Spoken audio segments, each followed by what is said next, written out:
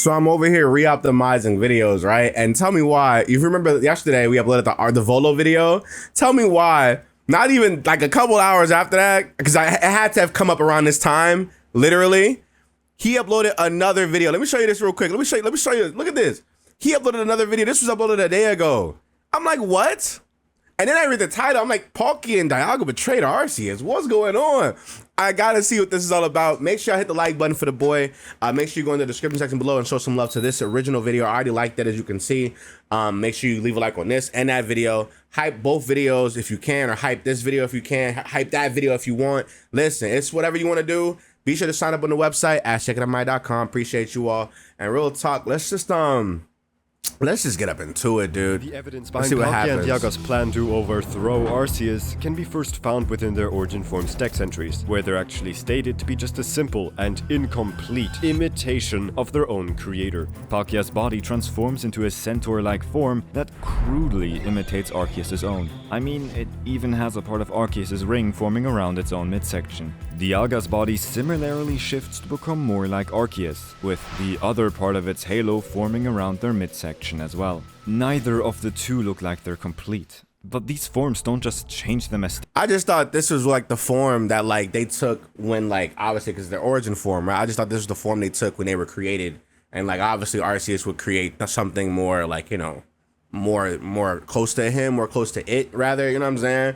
And like obviously like as time has progressed and like as their power started to like, as their roles started to like form, they get their forms that we know them as now. I never thought this was like them trying to imitate. I want to see, you know, hey, you never know. You know, their origin forms also changed the way their signature moves function in the first place. Let's take a look at Palkia. Its signature move is Spatial Rend, where it uses its arms to cleave through space to attack its opponents. Now, let's look at its origin form. Do you see the problem here? The body part that allows it to manipulate space effectively, its arms, are gone. This change is also reflected in its signature move statistics, with it not only losing power, but also accuracy. Of course, there is a similar case found in Dialga's signature move. Roar of Time normally has a base power of 120 and an accuracy of 90%, but when it's used in its origin form, it becomes stronger as well as faster. However, it also gets a severe drop in accuracy, falling a whole 15%.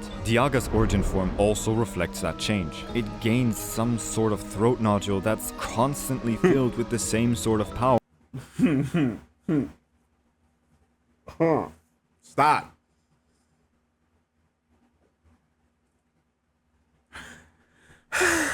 That Roar of Time expels. Its form also gains a mask, but for Dialga, it's nothing but a hindrance. It's almost as if the two dragons were designed with flaws in mind, because, let's be honest here, Arceus certainly has the power to, at the very least, give Palkia a pair of arms. And so, I believe that the two creation dragons realized this. Those feelings of being incomplete, as well as controlled, fueled their envy to a point where a decision between the two was made. They wanted to live for themselves, and so they devised a plan to do just that.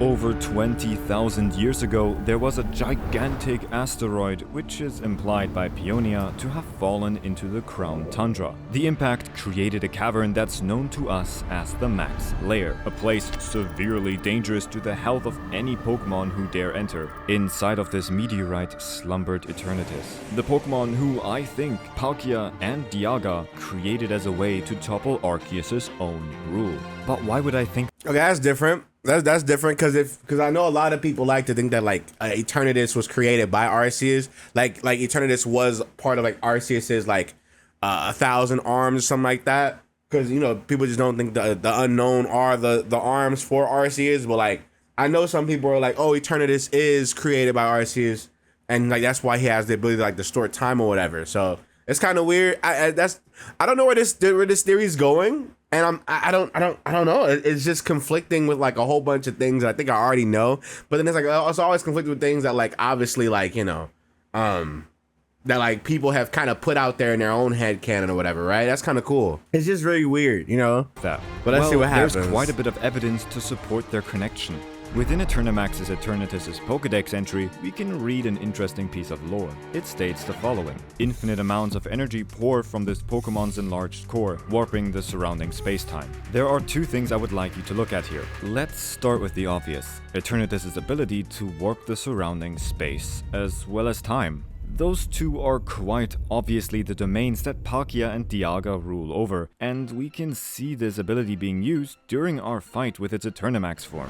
In the back of the arena, we can see warping images of various locations across the Galar region, and upon closer inspections, we can also see that these visions suspiciously reflect the areas we journeyed through during the gym challenge. There is Balonlea, Hulbury City, and it even shows us the Diglett statues we found on Route 6.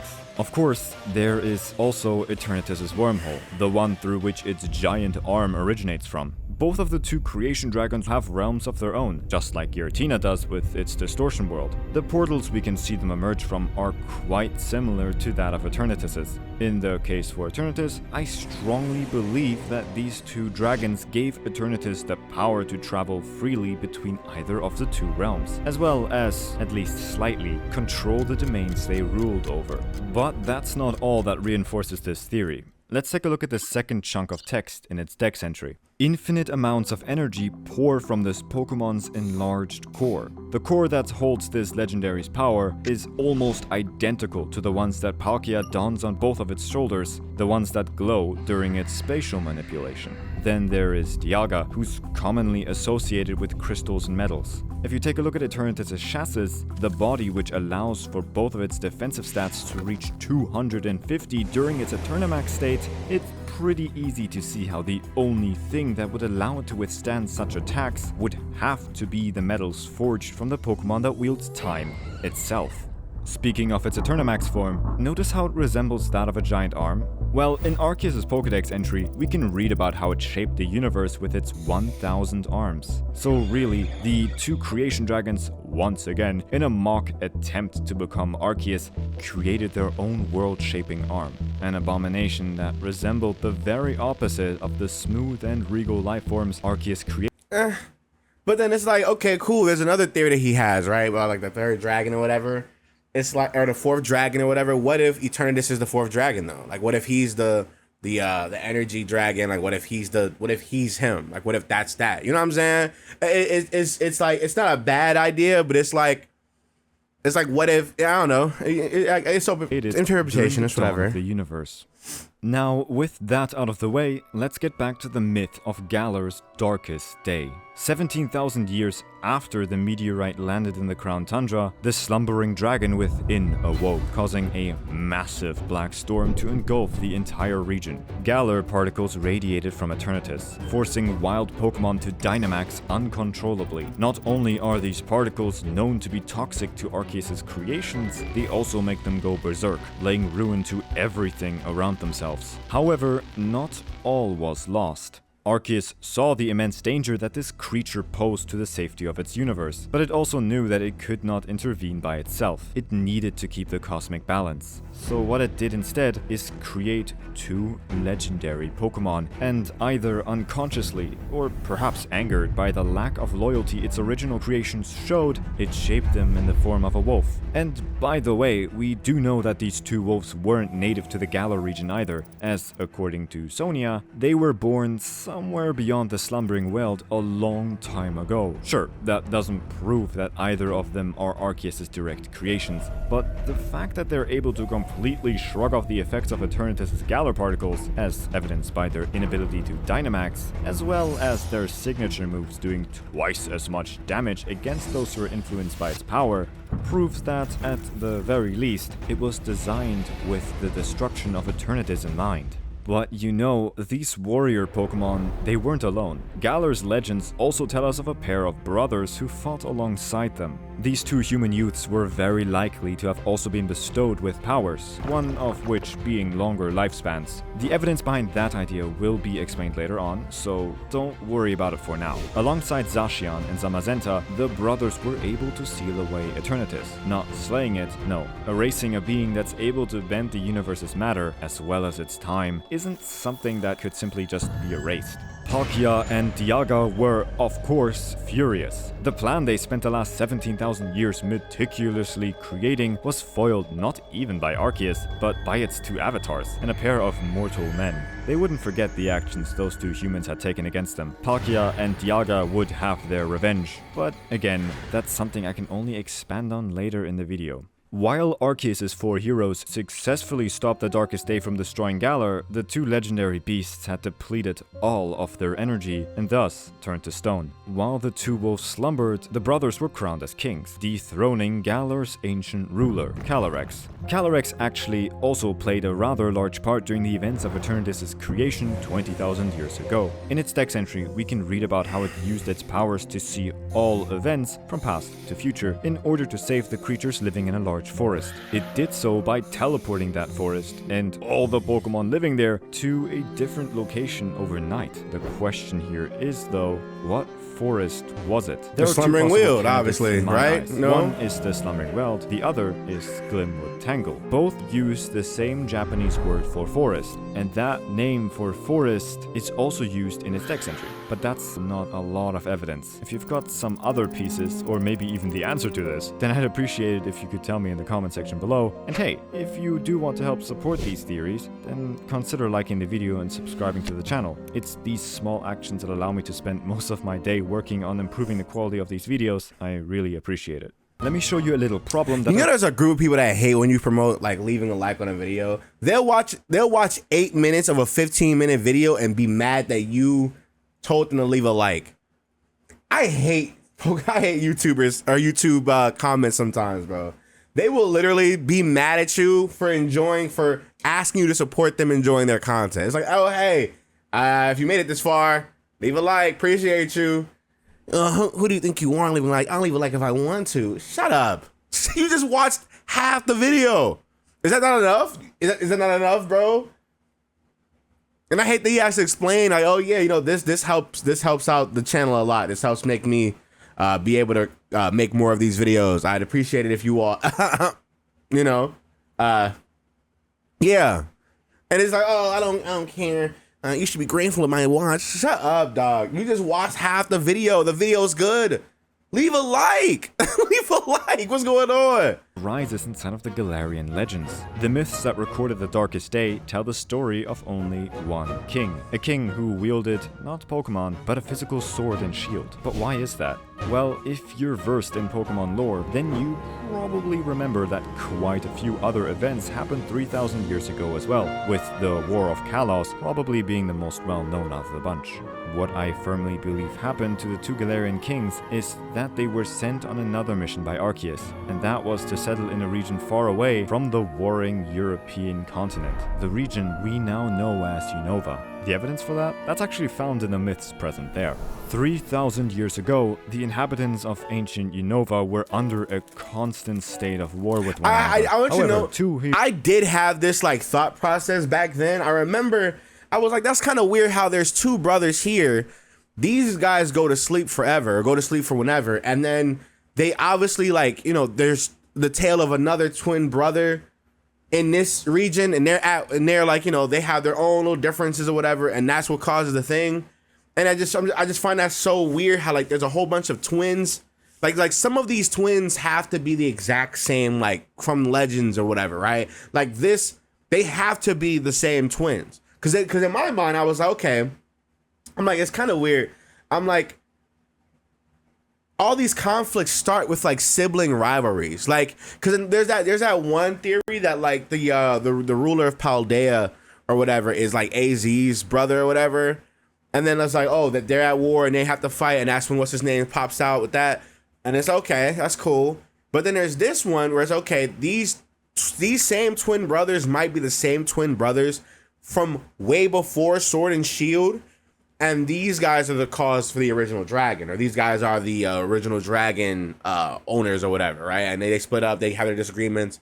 We get Zekrom or Reshiram or whatever. Like I love how like connected these possibly could be, because it doesn't really make sense how these are like reoccurring kind of like trends. It's like, oh hey, here's these sibling conflicts, and these sibling conflicts make up some of the most important things about these Pokemon games, and that's the world they reside in. You know what I'm saying? But anyway, I'll let him explain it more. Heroic brothers united the people as one nation. They denounced the evils of truth and love, and they also extended their reach to the stars above. There's quite a bit of evidence that points towards these Unovan brothers being the same as the Galarian ones. First off, the concept of kings is something that originates from mainland Europe. To have a whole nother continent perform the same tradition seems, well, strange to say the least. There's even evidence found within the modern times as well. The location in which we discover the statues of the two Galarian kings is known as Stow-on-Side. This town in the Galar region bears an extremely heavy resemblance to Lentimas town in the Unova region. They're both desert towns surrounded by mountains, and they also have architecture reminiscent of Spanish colonialism and Native American styles. That a reach? That isn't all the proof that Galar originally colonized Let's find Unova. out. Trade with the settlers of Unova and citizens of Galar must have flourished. The Pokemon we find in Galar prove this to be true, as we not only find Galarian Darmanitans, a Pokemon native to Unova, but also Galarian Stunfisk. These two Pokemon weren't just recently introduced to the Galarian ecosystem either, otherwise they wouldn't have adapted to their new environments already. With that in mind, we can continue with the mythology passed down through Unova's legends. The two brothers were crowned as kings after they united the people, but what I failed to mention was how they performed such a miraculous feat. The myths tell us of a being called the Original Dragon, who aided the brothers in quelling the war between the warring tribes of the land. But there was never an explanation on how the brothers got their hands on a dragon powerful enough to even perform such a feat, and for that, I've got an explanation. If you've watched some of my videos before, then you probably remember the video in which I theorized the existence of there being another creation. I love dragon, the car coming in. The original I love the dragon. car I coming won't in as bring hard. up the evidence for that here. I don't even use but cars feel like free I'm to watch supposed the to, video bro. if you haven't already. It's not like I'll continue this one without you. What I theorized to have happened these 3,000 years ago was that Arceus bestowed this newly made dragon upon the two brothers. But hold on a minute, what even is a creation dragon? In simple terms, it's a being that Arceus created in order to embody a specific aspect found in its universe. Palkia stabilized the space with each breath it took, while Dialga's birth was said to have started the movement of time. Did you notice how both of these Pokemon not only controlled their specific domain, but also made sure that it functions in a way that benefits life? That's why I think it would make sense for Arceus to create this fourth member much later than the others. Eternatus's Darkest Day, as well as AZ's ultimate weapon, destabilized the energy of the world to a point where Arceus had no other choice but to create another dragon that actively worked towards stabilizing this rogue energy, something which we might see get expanded on with the upcoming release of ZA's Rogue Mega Evolutions. I ain't gonna hold you. I'm gonna say this. I know this is gonna be so unhinged. Y'all gonna be like, Nick, are you good? I hope AZ dies in Legends ZA, bro. I'm gonna say it, bro. There's absolutely positively no reason he should still be alive, bro. Like I hope like a weird like infinity energy thing happens, cause I'm telling y'all, I don't give a damn what good he does. I don't care. He's a war criminal. He committed genocide. That's like, imagine if like we let what's his name? If we let Dolph like live forever, and like all of a sudden it's oh yeah, I'm reformed. I'm a humanitarian now. We know about you, sir. We got books, classes on you actually. They may not know who AZ is, but we do, and the people, the important people know exactly who the hell he is. You know what I'm saying? He has to go. He has to go. He has to go. He has to go. And if he don't, and they just like good man him, fine. He should pay for his sins. I'm so sorry. I'm sorry. You remember what I said earlier, though, then you know that Palkia I'm just saying, didn't take I this just find it insult very lightly, weird but they had that to like bide their that's time. what they couldn't my risk fault. angering Arceus further. They had to make their revenge seem like it happened naturally. After Unova was united, it was at peace. The brothers even built a palace to the east of current-day Andela Town, a location, mind you, that's also very close to Lentimas Town. The peace they created was short-lived, however, because as time went on, their views started to differ. The elder brother sought to pursue the truth of this world, while the younger brother believed that they should follow humanity's ideals instead. Eventually, the conflict escalated to the point where their dragon could no longer fulfill its duty to guard either of the two. and thus it only had one option left. It split itself in two. Reshiram became the enforcer of truth, while Zekrom became the holder of ideals. With that, one of the two brothers left the palace in anger and built his own far away. This place was later dubbed the Relic Castle due to it being covered in deep layers of sand. Now, this is where I can finally explain the previous mentioning of their elongated lifespans. The first palace off of the coast of Andela Town was constructed by Unova's kings approximately 3,000 years ago, which makes sense since that's also around the same time when the two brothers in Galar defeated Eternatus during the Darkest Day. But the Relic Castle was built latest 2,500 years ago, with both of the two locations' mythology vehemently stating that one of the two So the Relic Castle is the newest one. That's the latest so of these. The best possible explanation here is that the two of them have a much longer than average lifespan. Anyway, from that point onward, the two brothers continued to wage war, with neither being able to prevail over the other. But the conflict did leave their dragons weakened, and with them now being unable to protect either of the two kings effectively, it gave Palkia and Dialga the perfect opportunity to exact their revenge.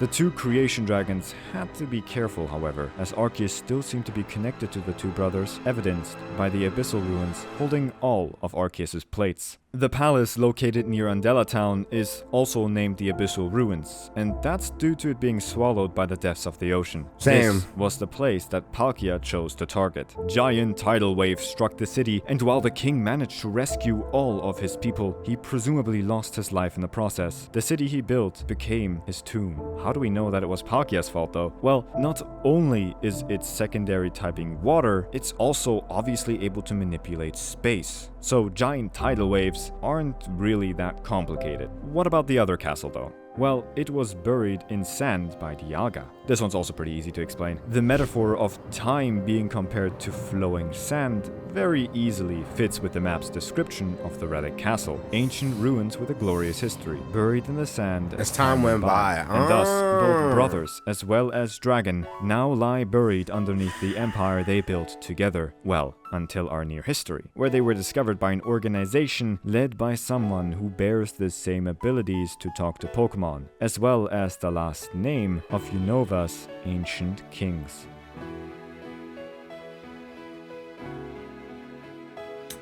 Okay.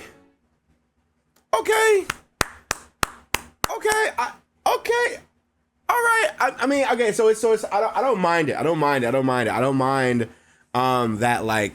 So I guess that's like him alluding to the next video being about N, I guess. But like, I do like how like connected a lot of these games are in a sense where it's like, you know, there's like a cause and effect for everything. I do think though that it is a reach that they kind of want to betray. I think that's just how the thing played out. It's like, hey, we stopped Eternatus. Let's go over here and, you know, help the warring region. Let's help them. Yo, how y'all doing? We're here now. And then it's like, I don't really rock with you, bro. You're crazy. What? Let's separate the dragon thing. You know, I think that okay, that's cool. That's super cool. I like it. That was a good little video. Like I said, leave a like. Go show support to the original video. Go support to this video, obviously, you know. With that being said, I'll talk to you in the next one. Bye. Love you guys.